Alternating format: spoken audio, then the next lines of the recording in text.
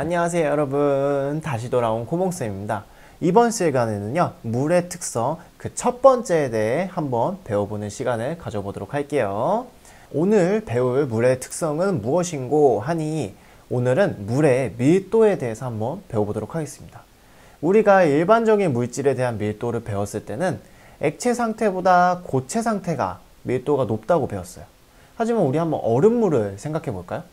자, 얼음물을 생각해 보면 얼음이 물 위에 떠 있는 것을 볼 수 있습니다. 이걸 통해서 우리는 고체 상태인 얼음이 액체 상태인 물보다 밀도가 낮다는 것을 확인할 수 있어요. 일반적인 물질하고 물의 특성은 다르죠. 그래서 이게 왜 다른고 하니 바로 물의 수소 결합 때문인데요. 오늘은 이 부분에 대해 한번 알아보는 시간을 가져보도록 하겠습니다. 자, 이 특징은요 바로 물의 수소 결합 때문에 나타나는데요. 자, 우리 물은 저번 시간에 수소 결합을 하는 대표적인 물질로 알고 있죠.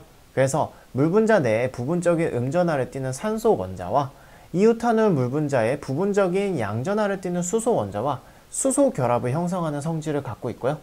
여기 그림에서 보시는 것처럼 물 분자는 이웃하고 있는 4개의 물 분자와 수소 결합하는 것을 확인할 수 있습니다. 우리가 이번 시간과 다음 시간에 물의 여러 가지 특징에 대해서 배울 건데요. 이 대부분의 특징은 바로 이 수소 결합과 관련이 있습니다. 이번 시간에는 이 수소 결합 때문에 나타내는 물의 첫 번째 특징인 밀도 변화에 대해서 한번 설명해 보려고 해요. 방금 앞부분에서 설명했듯이 일반적인 물질의 상태에 따른 밀도의 크기는요, 고체가 가장 크고요, 빽빽하게 모여 있으니까 그 다음에 액체, 그 다음에 기체 순으로 밀도가 낮아지게 됩니다. 하지만 물은 달라요. 자, 물 같은 경우에는 액체 상태가 밀도가 높고요, 고체 상태가 액체 상태에 비해서 밀도가 낮습니다.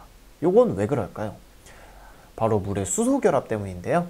물이 열 때 한 개의 물 분자 주변에 이웃한 4개의 물 분자가 수소 결합을 하면서 입체 육각 구조, 여기 보이시는 그림처럼 육각 구조를 형성하는데, 여기서 빈 공간을 만들게 돼요. 자, 빈 공간을 만들게 되면 부피가 증가하겠죠. 밀도는 부피분의 질량이니까 부피가 커지면 밀도는 작아지게 되겠죠. 그래서 이 빈 공간 때문에 액체 상태보다 고체 상태의 밀도가 더 낮아지게 되는 겁니다. 그럼 우리 이 밀도 변화를 그래프로 한번 확인해 볼게요. 바로 밀도 그래프를 보는 게 편하겠지만 부피로 생각하는 게 좀 더 이해하는 데 편할 것 같아서 먼저 온도에 따른 부피 그래프를 한번 가져와 봤습니다. 자, 우리가 이 온도에 따른 부피를 4가지 구간으로 나눠서 설명할 거예요. 자, 첫 번째는 영하 온도, 얼음에서 0도까지 온도가 증가하면 지금 물의 부피가 증가하는 걸 확인할 수 있고요. 그 다음에 두 번째 구간은 뭐냐? 0도씨에서 얼음이 물이 되면서 부피가 감소하는 요 과정 살펴볼 거고, 그 다음에 0도에서 4도씨로 될 때 부피가 감소하는 것을 한번 설명해 볼 거고요. 자, 그 다음 구간은 4도씨 이상에서 물의 부피가 점점 증가하는 것을 한번 설명해 보도록 하겠습니다. 자, 영하 4도에서 0도까지 온도가 증가하게 되면 얼음의 부피가 증가하게 되는데요. 요거는 우리 쉽게 얘기해서 열팽창으로 설명할 수 있어요. 온도가 높아지면 분자 운동이 활발해지겠죠. 그럼 점점 활발하게 움직이게 되니까 이 분자들이 차지하는 부피도 증가하게 될 거예요. 그래서 영하 4도에서 0도씨까지 얼음의 부피가 증가하는 것은 우리 열팽창으로 설명할 수 있고요.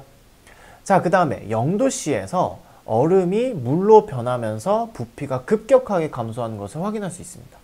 자, 요거 같은 경우에는 아까 그림에서 살펴봤듯이, 자, 얼음에서 물로 변하게 되면 얼음의 결정 구조로 이루는 수소 결합의 일부가 끊어지면서 그 육각 구조가 무너지는 거예요.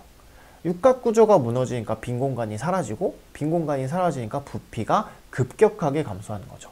그렇기 때문에 수소 결합이 와장창 깨지면서 부피가 감소한다고 설명할 수 있습니다. 자, 그러면 물로 이제 바뀌었으면은 온도가 증가함에 따라 아까 영하 온도처럼 열팽창으로 설명을 했을 때 부피가 증가해야 되는데, 0도씨부터 4도씨까지는 부피가 다시 또 감소하는 거 볼 수 있어요. 자, 요건 어떻게 설명할 수 있느냐? 얼음이 녹아서 물이 됐다고 해도 이 액체 상태 물 안에는 수소 결합이 어느 정도 남아 있습니다.